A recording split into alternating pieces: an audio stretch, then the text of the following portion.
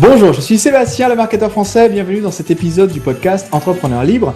Dans cet épisode du podcast, vous allez découvrir les nombreux avantages à toucher les médias grand public, chaînes de télévision nationale, radio, journaux papier et blogs. Vous allez aussi apprendre via l'exemple d'une de nos clientes qui a réussi à passer 40 fois dans les médias en l'espace de quelques semaines. Eh bien, vous allez apprendre quelles difficultés on peut rencontrer quand on médiatise son entreprise et comment éviter de tomber dans les pièges classiques. On va aussi vous donner une technique pour que votre site internet soit mentionné dans des passages à la télévision ou à la radio. Donc, que votre site internet soit mentionné dans nos émissions télé ou radio et une autre technique pour développer votre réseau et vous faire connaître de nombreux journalistes. L'épisode d'aujourd'hui est un peu spécial.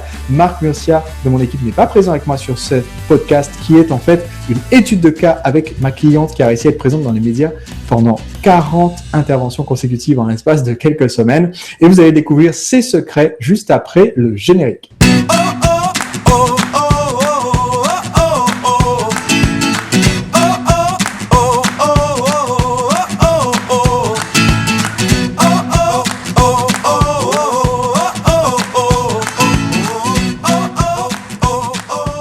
Bonjour, ici Sébastien, le marketeur français. Bienvenue dans ce podcast Entrepreneur Libre un petit peu particulier. Aujourd'hui, je réalise une étude de cas avec Anne-Laure Chaureau, une jeune femme entrepreneur qui a participé récemment à mon séminaire Entrepreneur Libre et qui a beaucoup de succès en ce moment avec la médiatisation de son entreprise. Donc, je me suis dit que ça serait une bonne idée de partager avec vous ses secrets et ce qui lui permet de faire parler de son entreprise dans plein de médias différents. Bonjour Anne-Laure.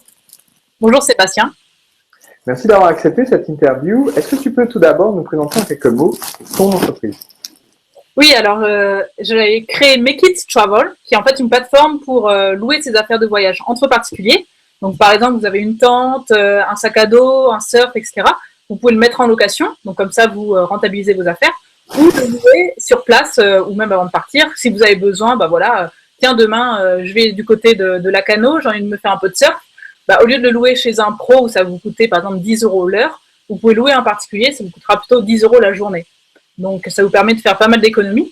Et en plus, on met en avant aussi l'aspect communautaire entre voyageurs, donc pour s'échanger des bons plans, des expériences de voyage, et vraiment créer une communauté autour et pour vraiment faire partie de cette expérience Make It Travel. Ok.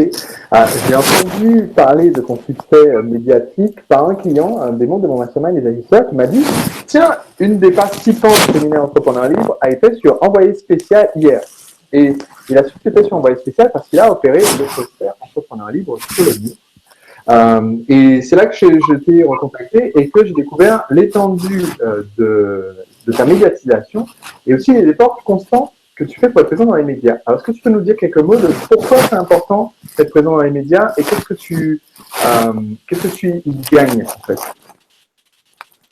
Alors en fait, être présent dans les médias, on peut penser que ça va nous apporter énormément d'utilisateurs. Alors certes, ça va en apporter un petit peu, mais c'est surtout, ça va travailler la marque, la notoriété qu'on aura. Et le fait de passer dans plusieurs médias, que ça soit télé, radio, journaux ou même site internet, et ben en fait, les gens vont vous donner plus de crédit et se dire « Ah bah tiens, cette personne est passée dans plein d'endroits différents. » Et donc tout de suite, vous avez une bonne image par rapport à ça, par rapport à votre entreprise. Et ça, c'est super important d'avoir que les gens tout de suite aient une bonne image de vous. Et qu'après, en plus, une fois qu'ils connaîtront votre service, dès qu'ils auront besoin de quelque chose que vous pourriez leur apporter, tout de suite, hop, ah bah tiens, oui, j'ai vu telle entreprise ou telle personne passer. Et tout de suite, voilà, c'est resté dans leur tête et ils vous recontactent ou ils vont sur votre site internet. Alors, est-ce que tu peux nous raconter quelques-uns justement des médias dans lesquels on a parlé de ton activité? Alors, on est passé sur Envoyé spécial, sur BFM TV. On est aussi passé à la radio sur RTL, France Bleu, RMC et sur des sites internet. Donc, il y a eu À nous Paris, le 20 minutes et puis d'autres sites liés au voyage ou même aux startups. Donc voilà, on essaye d'être présent un peu partout pour faire connaître Make It Travel le plus rapidement possible. Parce que comme c'est les vacances et que c'est le moment justement pour utiliser le site, on essaye de faire un maximum de bruit. Alors justement, je fais un petit passage rapide de quelques images de ton passage sur Envoyé spécial. Ouais. Et ensuite, j'aurais quelques questions justement pour qu'on découvre comment est-ce que tu fais activement pour être présente dans tous ces médias. Alors, quelques instants de...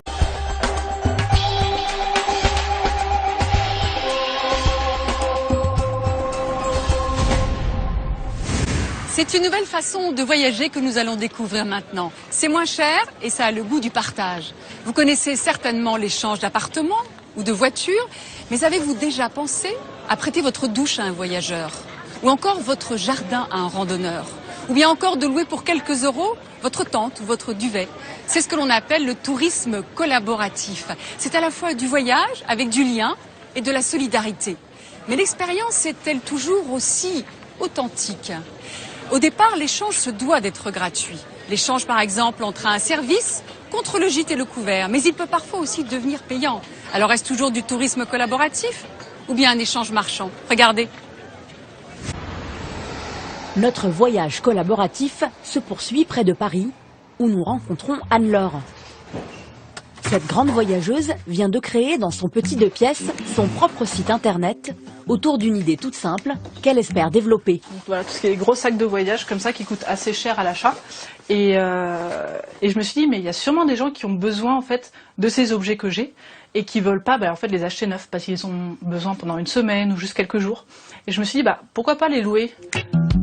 Sur son site, elle propose du matériel de vacances à la location, du sac à dos à la lampe torche. Donc voilà, là il y a beaucoup de guides, il y a des valises, une poussette, une tente. À 1 € la location de guide touristique, le but n'est pas forcément de gagner beaucoup d'argent, mais surtout de défendre une certaine idée du voyage.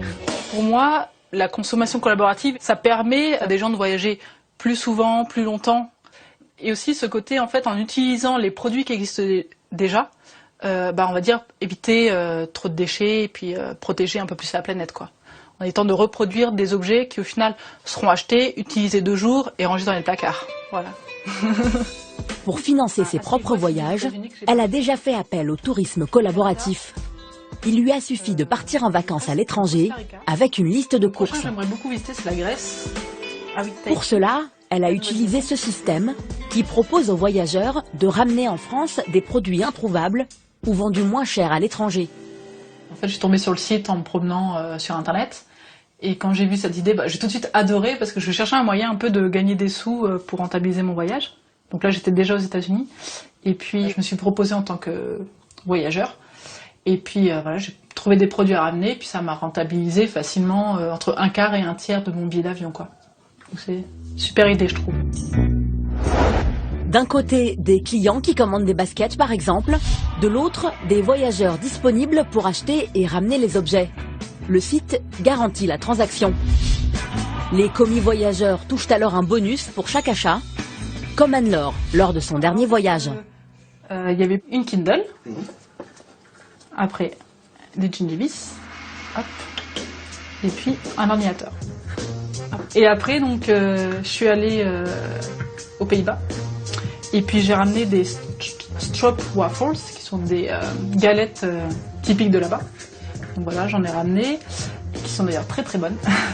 Et après, je suis allée en Espagne où j'ai ramené de l'alcool pour d'autres personnes qui voulaient de l'alcool spécifique de là-bas. Bon là, après, pour le vin, la marge était moins grande, mais ça m'a permis quand même de gagner quelques dizaines d'euros, ce qui n'est pas négligeable pour des petits voyages comme ça, quoi. Cette génération de jeunes hyper connectés représente des millions de consommateurs à travers le monde. Ils veulent voyager moins cher et surtout autrement.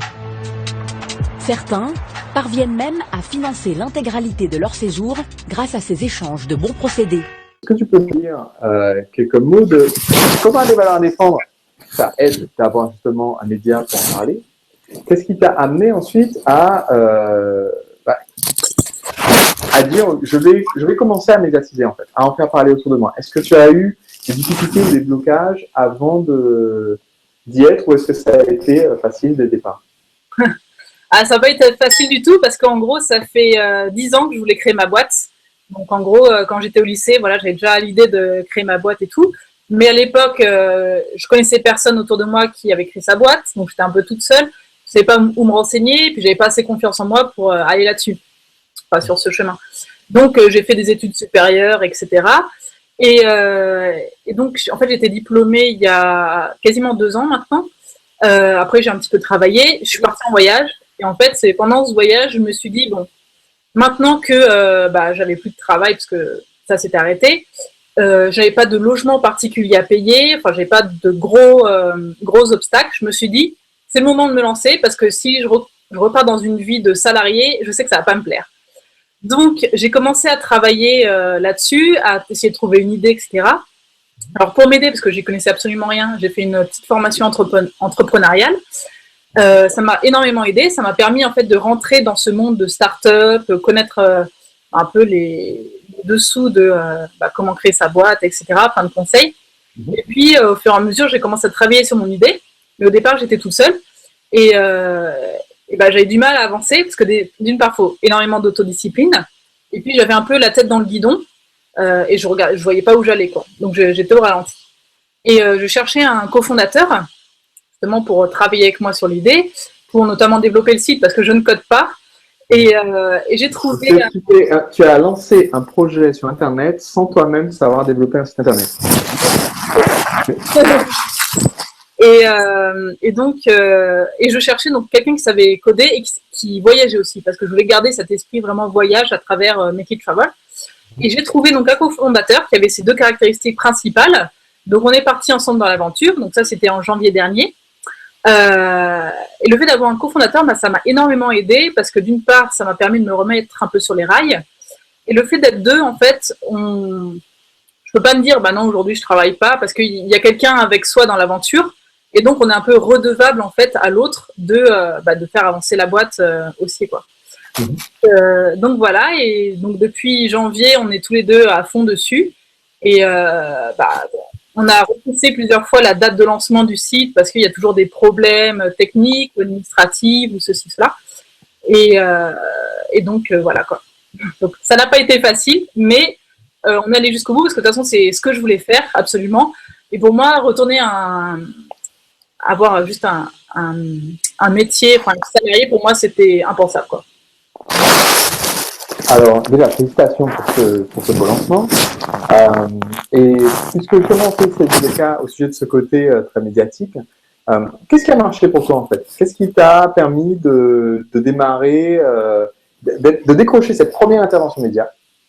Et qu'est-ce qui t'a permis d'en décrocher des dizaines? Alors, envoyé spécial, donc c'était la première apparition média. Et en fait, je devais être interviewée pour une autre start-up dans le voyage, en fait un site que j'utilise. Et parce que j'adore ce site et tout, donc il m'avait demandé de témoigner. Et pendant le tournage, en fait, qui a eu lieu chez moi, j'ai parlé de ma boîte de Make It Travel. Et comme le sujet c'était le tourisme et dans la consommation collaborative, et que Make It Travel ça rentrait complètement là-dedans, et en fait le caméraman m'a dit mais c'est trop bien, faut qu'on fasse quelque chose sur vous et tout. Donc on a fait quelques petits plans et tout. J'étais pas du tout sûre que ça allait passer à la télé. Mais au final, ça s'est passé, donc j'étais super contente. Bon, le truc, c'est que dans le reportage, on voit pas le nom Make It Travel, mais au moins, le concept, ils en parlent. Donc voilà, ça, c'était le premier gros événement. Après, j'ai utilisé beaucoup mon réseau, alors que ce soit direct ou connaissance de connaissances, et aussi LinkedIn, qui est un outil très puissant pour justement rentrer en contact avec soit des journalistes ou des community managers, donc des gens qui vont écrire des articles sur des blogs et des sites. Et tout simplement sur LinkedIn, je rentre par exemple le site internet sur lequel j'aimerais bien avoir une interview, et je vois les gens qui travaillent dedans, et je vois en fait si on a des relations, et si jamais on a des relations, je demande justement à ces personnes de me mettre en contact avec telle personne, et ça facilite énormément les choses, parce que on ne reçoit pas juste un email comme ça qui sera perdu parmi les 10 000 qui reçoivent par jour. Tu as une introduction par quelqu'un qui est connu. Exactement, c'est ça. Et donc, si cette personne est une très bonne relation, forcément, ça facilite toutes les choses parce que c'est un peu d'accord, je vais te rendre service, donc voilà, je vais écrire un article sur cette boîte et tout. Et comme pour l'instant, les retours qu'on a eus, les gens adorent énormément le concept, en fait, pour eux, ils disent oui, j'adore ton concept, donc je vais en parler. Et, donc, ça aide vachement, quoi. Alors, ce que je trouve particulièrement intéressant, c'est qu'il y a le côté démarrage qui est pour avoir la première interview, en fait, tu as su saisir une opportunité qui s'est présentée à toi. Et c'est quelque chose que j'essaie souvent de communiquer dans mes podcasts, dans mes contenus, dans mes vidéos, qui est il faut savoir maximiser les ressources qu'on a. Et là, tu as eu cette première ressource qui est, on va vous faire intervenir pour parler d'un site tiers. Et tu en as profité pour placer, c'est-à-dire, il y a beaucoup d'entrepreneurs qui sont trop timides par rapport à leur entreprise et qui n'osent pas en parler, même pas à leurs proches. Si on demandait à leur voisin de palier, mais qu'est-ce qu'il fait dans sa vie, monsieur un tel, le voisin de palier ne saurait pas quoi répondre. Et je trouve ça bien que tu ne franchis pas de dire, bah, écoutez, c'est bien de parler du site XYZ, mais en fait, il y a aussi le mien. Et après, donc, ton autre technique que tu utilises au long cours, c'est de repérer une publication, donc web ou autre d'ailleurs, repérer qui va être le journaliste ou le chroniqueur que tu cibles, et ensuite chercher via LinkedIn ou les réseaux des gens de tes réseaux, comment faire pour contacter. C'est bien ça? Oui, c'est ça, tout à fait. Alors, une autre question se pose maintenant, c'est quelle est la meilleure manière de se préparer, d'accord? Si je suis entrepreneur qui démarre de rien, et j'ai ma boîte, j'ai zéro présence médiatique, qu'est-ce que je dois savoir à l'avance pour éviter de tomber dans les pièges? Je dis... De toute façon, un jour ou l'autre, on tombe forcément dans des pièges, et c'est comme ça qu'on apprend le mieux. Mais sinon, quand on part vraiment de zéro, de toute façon, c'est clair, on n'a rien à perdre. Donc, si vous en parlez pas, vous allez rester au même niveau. Et si vous en parlez, au pire, les gens vont dire non, ça m'intéresse pas, ou non, j'ai trop de trucs à parler, par exemple. Trop de sujets à exercer. Voilà. Donc, au final, je veux dire, parler de votre projet autour de vous, à vos amis, ou aller contacter directement des personnes, ça peut vous apporter que des bonnes choses, parce que même si la personne ne veut pas en parler parce que ça l'intéresse pas, déjà elle connaît votre projet, et ça se trouve, il y a quelqu'un qui va, dans une discussion, telle personne en fait va rechercher soit quelqu'un avec vos compétences ou quelqu'un qui pourrait utiliser votre site, et la personne va faire ah mais oui tiens j'ai telle boîte qui m'a contacté tout, peut-être que ça peut t'intéresser, et en fait c'est comme ça, c'est du bouche à oreille aussi qui marche, et en fait il faut juste oser, parce qu'on n'a rien à perdre de toute façon, quand on est à zéro on n'a rien à perdre, donc autant aller de l'avant, être proactif et faire en sorte que les gens parlent de notre boîte. C'est le seul moyen, je dirais, pour débuter, pour faire connaître son projet, quoi. Alors, supposons, ce que je trouve intéressant, c'est que comme tu as eu déjà, combien tu as eu de parutions presse depuis le début? On a eu 40 parutions presse entre la télé, la radio, le journal papier et les sites internet. Ok, alors avec 40 parutions presse, tu as dû, tout comme moi, vivre des moments où tu t'es dit mais ça s'est passé à la perfection, et d'autres où tu te dirais si je devais refaire la même interview, le même reportage, etc., je ferais peut-être un peu différemment. Quels sont selon toi justement les écueils à éviter? Ce que tu ferais différemment pour certaines de ces interventions presse? Niveau interview, au final, il n'y en a pas eu tellement, à part la télé, la radio, parce que c'est du direct ou quasiment. Mais là, en fait, tout simplement, il faut être naturel. Parce que si on se stresse, c'est là où on va bégayer, où ça va se voir. De toute façon, sur votre tête, vous êtes tous crispés et tout. Donc, en fait, il faut juste être détendu. Et c'est comme si on avait une conversation un peu avec le journaliste. Et après, pour tout ce qui est interview sur les sites ou les blogs, en fait, la plupart du temps, c'est moi qui rédigeais les questions, parce que c'était des questions, donc ça, c'était assez facile. Mais après, effectivement, pour certains sites, c'est eux directement qui ont écrit quelque chose. Et des fois, ils ont un peu mal interprété, mais bon, là, pour le coup, je pouvais pas je pouvais pas faire grand-chose. Ouais. Bon, voilà, après, ça arrive. Et de toute façon, quand on fait des erreurs, comme je disais, c'est le meilleur moyen d'apprendre le plus vite possible. Donc, au final, vaut mieux faire des erreurs au début, parce que au final, personne ne les verra, parce que vous n'êtes pas encore très connu, plutôt que ça se passe tout de suite trop à la perfection, et qu'un jour, où justement, c'est un truc super important, que vous fassiez une énorme erreur et que ça vous casse toute votre image et tout ce que vous aviez construit, quoi. Et ce que je trouve intéressant, tu vois, par rapport à ce que tu disais pour le premier passage télé, où ton seul regret, c'est qu'ils n'ont pas nécessairement affiché le nom du site. C'est quelque chose aussi que j'ai découvert dans un de mes premiers passages radio. Et je me suis rendu compte après que si je prenais l'habitude dans une interview de jamais dire mon site, mon entreprise, mais toujours dire le nom. Donc, j'ai arrêté de dire, en fait, depuis que j'ai créé mon blog vidéo, et j'ai commencé à dire, depuis que j'ai créé Drag TV, depuis que j'ai créé lemarketeurfrançais.com, et du coup, ça, dans un montage vidéo ou audio, on peut pas l'enlever. Donc, du coup, ça se retrouve dans le truc final, parce que même si eux, ils n'affichent pas, dans ce que j'ai dit, c'est au milieu d'une phrase. Ils ne peuvent pas le couper et s'en sortir sans. À moins de vraiment vouloir se débarrasser juste de la mention du nom du site. Dans ce cas-là, ils ne m'auraient pas interviewé. Alors, une question, parce que tu as eu 40 passages presse, télé, radio, journaux papier, sites internet, etc. La question, c'est, est-ce qu'à ton avis, il est possible d'en faire trop? Est-ce que c'est possible pour quelqu'un de se trouver trop médiatisé ou d'en faire trop et que les journalistes disent, non mais cette personne-là est déjà présente dans trop de médias, donc on n'en parle pas? Pour l'instant, j'ai pas eu ce problème. Après, je pense pas qu'il y ait de trop, parce que justement, les journalistes, ils adorent parler des nouveautés. Donc là, le site, c'est une nouveauté, donc forcément, ils veulent en parler. Et après, s'ils pensent qu'ils en parlent trop, c'est parce que le sujet, en fait, est là, par exemple, depuis 1 an, et que il y en a tout le temps, un peu comme par exemple la télé-réalité, où les gens qui sortent de ces shows. Mais sinon, je pense pas. En fait, s'il y a toujours un truc croustillant à dire, que ce soit une nouveauté sur le site, ou un événement qu'on organise, et ben en fait, comme c'est quelque chose de nouveau et que les gens adorent ça, de toute façon ils en parleront, ou peut-être pas tout le monde, mais une partie en parlera. Donc je pense pas qu'il y ait c'est possible d'être trop médiatisé en fait. Ok. Alors, pour quelqu'un qui veut démarrer, là, j'ai ma boîte, j'ai mon concept, j'ai mon message que je veux communiquer.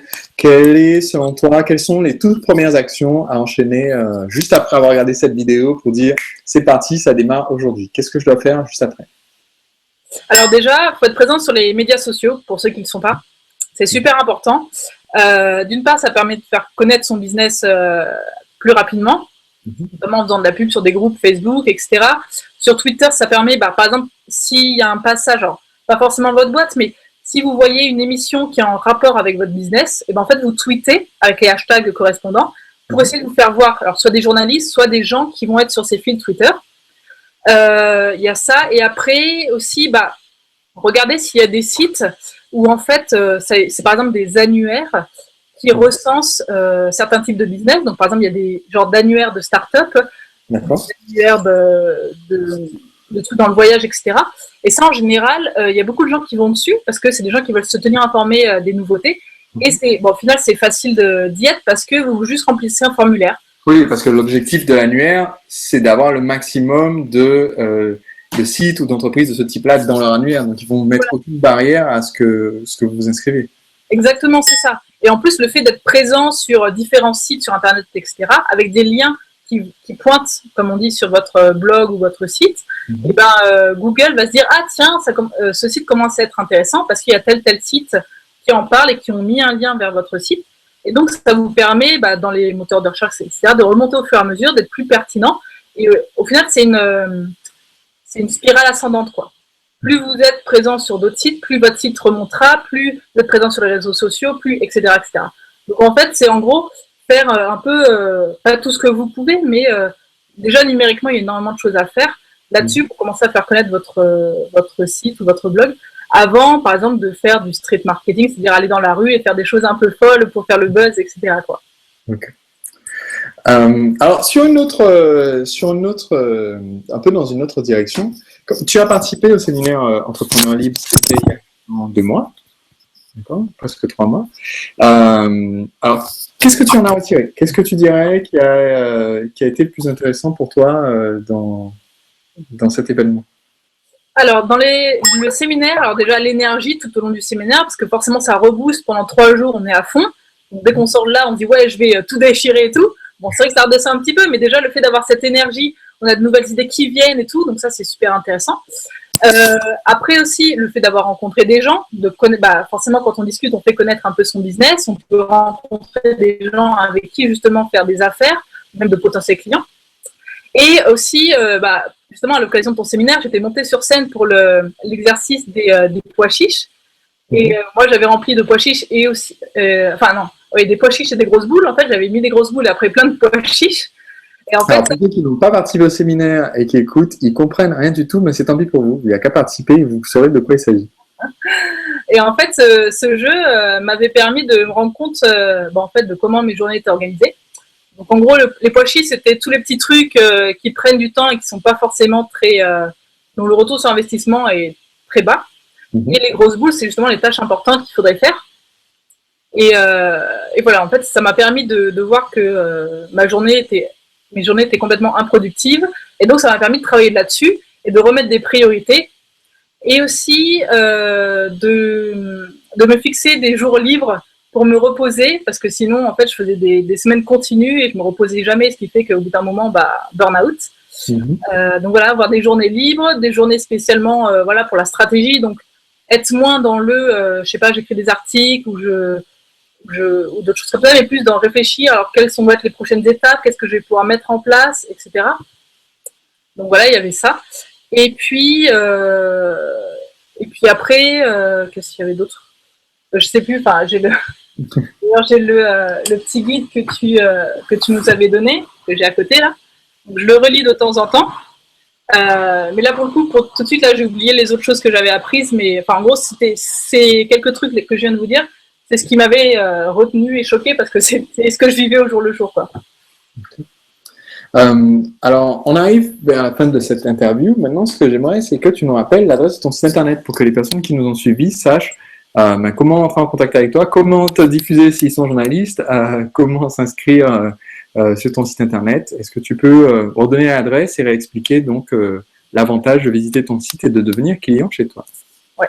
Alors, le site, c'est makeittravel.com, donc MAKEITTRAVEL.com, donc c'est un mot anglais. On est aussi présent donc, sur Facebook, Twitter, Instagram, si vous voulez nous suivre. Et donc, en fait, tout simplement, quand vous utilisez Make It Travel, ça vous permet, quand vous partez en voyage, de payer moins cher. Donc, comme ça, je ne sais pas si vous avez un budget pour votre voyage de 1 000 €, au lieu d'allouer 200 € pour le fait d'acheter des nouvelles affaires, ça va vous coûter par exemple que 100 € si vous les louez sur Make It Travel. Ça vous évite en plus de les stocker chez vous après. Donc, ça, c'est pas plus mal pour ceux qui habitent dans des grandes villes et qui ont des petits appartements. Et ensuite, pour ceux qui ne sont plus en vacances, vous pouvez mettre en location vos affaires dessus pour justement les rentabiliser. Et ça vous permet d'économiser, de mettre de l'argent de côté pour vos prochaines vacances. Donc, si jamais vous avez 100 €, 200 € de plus pour vos vacances, c'est pas mal. Ça vous permet de faire pas mal de choses en plus, quoi. Ok. Encore merci Anne-Laure pour ton partage. De rien, c'est un plaisir de partager les bonnes nouvelles qui arrivent tous les jours aux entrepreneurs. Je pense que ça aurait été très intéressant pour les personnes justement qui pensent encore que médiatiser l'entreprise, c'est quelque chose de mystique et de complexe. Tu as expliqué un process assez simple que tu as suivi et qui a permis d'obtenir d'excellents résultats. Et j'ai trouvé ça très très inspirant. Donc je vous donne rendez-vous à vous qui regardez cet épisode dans un prochain épisode du podcast Entrepreneur Libre. Encore merci Anne-Laure et puis à très bientôt. Voilà, vous avez donc découvert dans ce podcast les avantages à toucher des médias grand public, l'exemple d'une cliente qui est passée 40 fois dans les médias en quelques semaines et une astuce pour que votre site internet soit mentionné dans des émissions de télé et comment faire pour étendre votre réseau à de nombreux journalistes. En complément à ce podcast, je propose de recevoir des compléments gratuits pour vous aider à médiatiser votre entreprise. Le bonus se trouve si vous êtes abonné dans le lien qui est juste en dessous de ce lecteur du podcast. Si vous n'êtes pas encore abonné, cliquez sur le bouton s'abonner qui se trouve sur cette page afin de recevoir les bonus de formation gratuits que j'envoie en plus des podcasts. Dans ma formation Séduire le client, qui est une formation payante, j'entre dans le détail sur la façon dont on peut communiquer avec la presse, via des communiqués de presse, puis des interviews, des interventions sur des plateaux télé. Je vous donne des exemples concrets, je vous décortique même un de mes propres passages à la télévision pour que vous sachiez comment faire. J'ai sorti de cette formation des contenus gratuits que je propose dans une webconférence vidéo. Le lien se trouve, si vous êtes abonné, juste en dessous de ce lecteur. Sinon, il ne vous reste plus qu'à vous abonner et on se retrouve la semaine prochaine avec Marc Murcia pour un prochain épisode du podcast Entrepreneur Libre.